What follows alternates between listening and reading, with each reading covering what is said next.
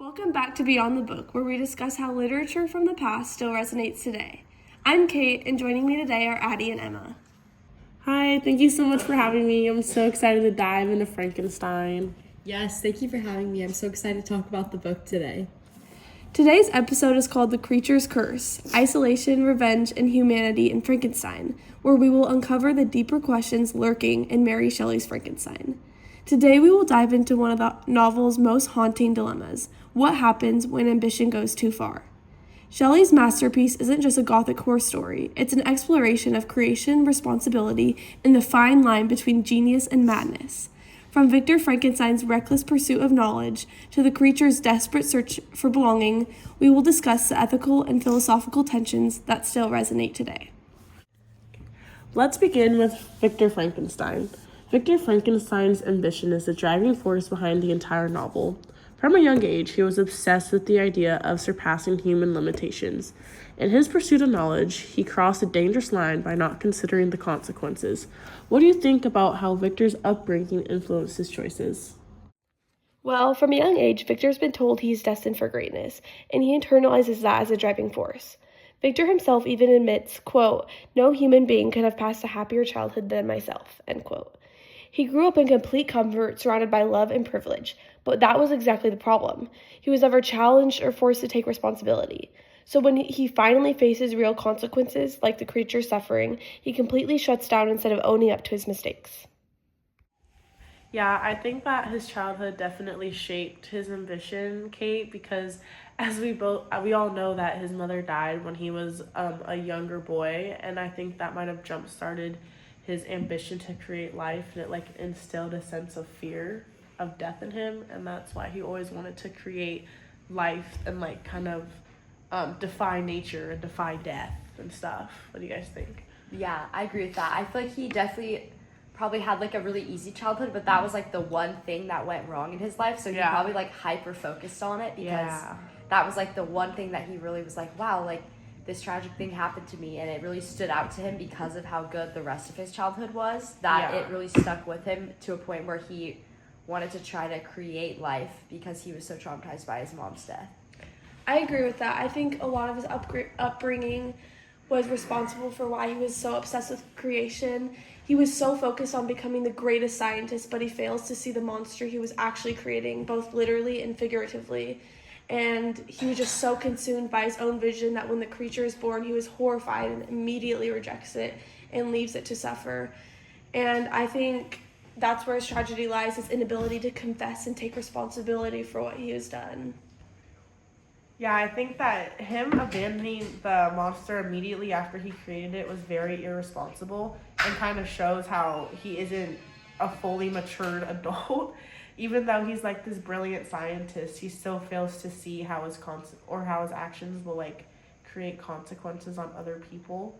And I think that a mature adult and a wise man, even if you created it and you didn't like it, you still need to raise it, because he made a creature, but his actions created a monster. Yeah, I agree with that. I feel like he just is very, very bright and very smart scientifically, but he just lacks human characteristics of understanding and responsibility for your actions, and he just has a complete inability to be mature about the situation and own up to his mistakes and realize that he even made a mistake, because a lot of the novel is just him kind of running away from his problems and not really helping the issue with the creature or facing the fact that the creature actually is a problem and it's hurting the people that he loves and hurting him.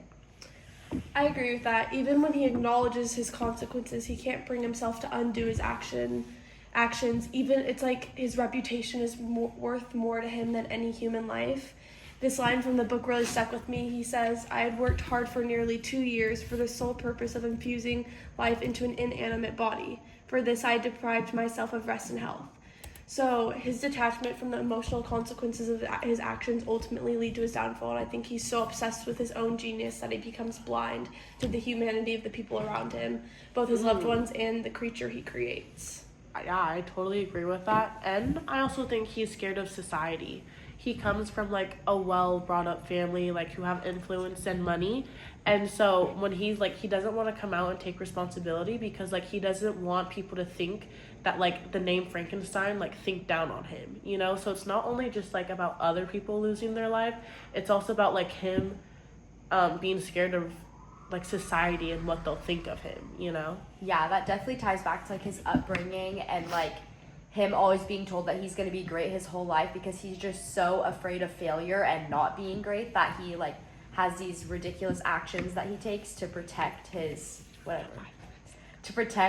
reputation, that he just doesn't even see like the morals and ethics of the situation, that he should be taking responsibility because he's been raised in a way where he feels like he needs to uphold this public image. It's not healthy for him. We've talked a lot about Victor's ambition and how his obsession with creating life led to the creature's abandonment, but when we shift from Victor's neglect to the creature's development, we can see how this behavior takes a turn for the worse.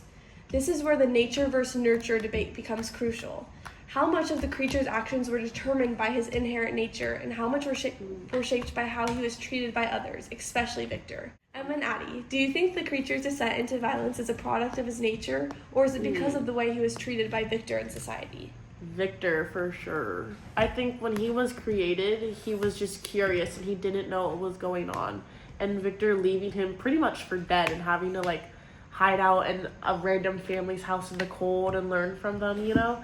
I think that it created a sense of resentment in the monster, and he wanted to like cause harm because Victor made him feel so small and useless that he wanted to make Victor feel small and useless. Yes, I agree with that. I feel like he just has been treated with a total lack of care and compassion from the very start of his life, and so that's all he knows. I agree with that. And he like only knows how to treat others with like a lack of compassion because he just wants to make Victor feel the same way that he felt when he was first born. And so that's all he tries to do is just like recreate the feeling that he was given because that's all he knows how to do. I don't think he's been taught how to like love others or how to treat others with respect because it's never been shown to him from other people. Kind of a little bit with the family, I guess, that he was with, and like the blind man, but not really. Like people have always just kind of like turned away from him in fear and been super rude to him, so he doesn't know how to treat people with kindness. Yeah. I agree with that. I think it's definitely more about the creature's nurture. From the moment the creature comes to life, he's essentially a blank slate and he has no understanding of the world, and he's deeply curious and trying to learn from the DeLacy family. But his very first experience was rejection. Victor, his creator, immediately turns away from him, abandoning him to fend for himself. The lack of care and compassion paired with a constant rejection from society makes it impossible for the creature to develop anything other than a figure of vengeance. He wasn't born evil. He was shaped he was shaped by how he was treated, and maybe had he been treated differently and received love or even basic recognition from his creator, he may have turned out entirely different. Exactly. That's such a good point. I think that Mary Shelley uses Victor's ambition and his like complete abandonment of the creature kind of as a critique of what happens when we fail to nurture what we create, like whether it's just another person, an idea, or even ourselves, honestly. What do you think, Emma? Yeah, I totally agree with that. I think there's a definite difference that you can tell between kids who have been raised in like a good background with a good family who loves and cares about them and kids who haven't. Like those kids that have been raised in that good background just have such a head start on life, and they know how to act to be accepted by society, and they know how to achieve success because their parents have always taught them how to achieve success. But a lot of kids that are like abandoned or just not really raised by their parents or not taught these things to help them out in life, like they're set way far behind, and you can see it in their behavior. And I think that there's a definite difference in your upbringing, how you turn out later in life. Yeah, I completely agree with that. I feel like Victor's neglect of the creature doesn't just leave him alone, it robs him of the possibility of developing into something capable of love and connection. Yeah, for sure. And without that nurturing, the creature's violent tendencies become almost inevitable. In a sense, he becomes a reflection of Victor's own monstrousness. Just as Victor failed to nurture the creature, he too fails to nurture his own humanity, becoming consumed by his ambition. Yeah, so I feel like as much as we might consider nature to be a factor in the creature's development, the neglect he suffers ultimately shapes who he becomes. Ooh, yeah, that's actually really good. I totally agree with that. I also think that even though the creature, he wasn't brought up with any compassion or knowledge, but the creature was inherently intelligent. Like, he got an intelligent brain when he was being created, and I think that he was smart enough to realize that the creature didn't want to hurt society. He didn't want to hurt everyone. He only wanted to hurt the people close to Victor. So yeah, I agree with that. I don't think he was inherently like a monster to everyone. I just think that he was so vengeful and resentful and angry that this man who created him, like, this monster didn't ask to be created. He didn't want to be like brought back to life with pieces of people and created into like this hideous thing, you know? But Victor did it anyways due to his own desire and wants, that the creature wants to get back at him, and he's so smart that he realizes the way to do it is through Victor's family. I agree with that. I feel like it wasn't just random acts of violence. Yeah. They were more like deliberate punishments in Yeah. order to control Victor's fate. And I think it was because of his rejection. He wanted connection and a sense of belonging and love. Yeah. But when he didn't get that from society, he turned away, and his way of doing that was to exact revenge on Victor. Yeah, it's like he wanted just some sort of attention from Victor. He didn't care if it was good attention or horrible attention. He just like wanted to be noticed, and he wanted to be like cared about in some way. Because like if he wasn't cared about in like a loving sense, he felt that he needed to be cared about in some kind of other way by making Victor like hate him, or Just always like on his mind kind of. always be on his mind. Yeah. I also I think it's ironic that Victor Frankenstein created this creature out of his fear of death, and he wanted to like create life and have a friend, like not really a friend, but like someone. It all started with his mom, you know, and he wanted to create life, and it's ironic that this monster actually took away more life around him, you know? That is. I never thought of that before. Yeah. And that's a really great way good to point look to at bring up. Yeah. Because I feel like he never like thought about the consequences of his actions to the extent of like the fact that he needed to for the situation. Like, the creature was always one step ahead of Victor, kind of, and Victor was never really able to see like where it was coming from or where the creature was coming from. Even though Victor theoretically should be smarter than the creature was like outsmarting him. Yeah. Now let's zoom out a bit and talk more about the universal question. What makes someone human or a monster?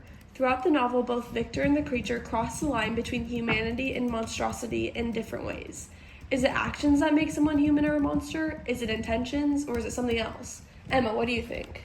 I think that it is definitely intentions and actions, like it's a mix of both, but definitely the forefront of something that makes someone a monster is them acting out of like pure malicious intentions and like bad intentions for someone else. Like, if you're intentionally doing something to hurt someone else on purpose, that is definitely monstrous behavior, because that's just not thinking of anyone but yourself. And also it can be being careless like Victor, because he doesn't think about anyone besides himself with his actions creating the monster, and that is monstrous because he's acting out of selfishness and not caring for what could happen to others, not caring about other people's feelings. So I think that honestly both are kind of a monster, because the monster is monstrous because he's like acting out of malicious intent to hurt Victor, but you could also argue that's because of the way he was nurtured. Yeah. But Victor is honestly an even bigger monster because he created the behavior that the monster's having, and he's just always acting out of his own selfishness and never having any concern for other people and how they feel. Yeah, I totally agree with that. I think a monster is someone who like wants to commit harm, but I also think that monsters can be created through fear. Like, when society like decides that something is like other, doesn't fit in, or it's different, they fear it, and then like when that monster thing is hearing this narrative of how it doesn't fit in, everyone hates it, it's disgusting, it's wrong, blah, blah, blah. It's obviously gonna like start to believe that it is a monster, you know? So I also think that society can create a person, a creature, anything into a monster as well. Yes, you're so right. Yeah, I completely agree with that. And I also think that being like humanity versus like being a monster has a lot to do with empathy. Like, the creature, despite his violence, he still shows a deep capacity for empathy, and he learns from watching the DeLacy family, and he's motivated by a desire for love, not destruction. Even when he causes harm, he feels remorse, and like he acknowledges his actions a lot more than Victor does, which shows that he is not beyond redemption. And his humanity is in his ability to feel and to care and to understand right from wrong. On the other hand, I think Victor lacks empathy. His obsession with himself and his own glory blinds him to the suffering of others, and his refusal to take responsibility for the creature's actions is what makes him monstrous. And when he does realize the consequences, he still doesn't act to make things right. So I feel like Mary Shelley's novel in Frankenstein is suggesting that humanity is a lot about empathy and responsibility and how we care for others. Ooh, yeah. Yes, I totally agree with that thought, Kate. Definitely, it's like, it's your intentions and like your thinking that makes you a monster. And like, if you're doing something to someone else out of like just pure like lack of empathy and intent, like that is definitely what makes you the monster. This like topics got me thinking, like, why do we think that people automatically assume that Frankenstein is the monster? Like, we know that the doctor is the monster, but people who just think of Frankenstein, they automatically think that he is the monster. Like, could that be a hidden meaning? No, just a coincidence? Like, what do you guys think? I feel like that totally goes to show that like it's kind of just ironic with the message of the book, because the whole message of the book is that Frankenstein's the monster, and it kind of contrasts him with this like hideous creature. But it just goes to show like the underlying bias of like that we all have, that we think like the hideous looking creature is like automatically going to be the monster before we even know what the story's about or know anything about anything that Victor has done or that the monster has done in the story. But we automatically call the monster Frankenstein because we think that that the creature is the one who is the monster. Yeah, I agree with that. I think ultimately we perceive the creature as the monster because of his appearance and not his actions, and I think that's a great point to bring up. Shelley uses this to critique society's tendency to judge based on looks rather than character, and while the creature begins as innocent and kind, rejection and mistreatment turn him towards violence. So this forces us to question whether true monstrosity lies in physical form or in the cruelty and irresponsibility of those like Victor. So, after unpacking all of this, what can we learn from Frankenstein? We've discussed how unchecked ambition can lead to isolation, how a person's environment shapes actions, and the complicated line between humanity and monstrosity. Ultimately, Frankenstein serves as a warning about the dangers of neglect, isolation, and the consequences of a lack of empathy. It asks us to think about what it means to be human and what it means to create something. And maybe we should strive to treat others with the compassion and care that the creature so desperately sought. Thanks for tuning in, and we will see you next time on Beyond the Book. Bye. Thank you. Bye.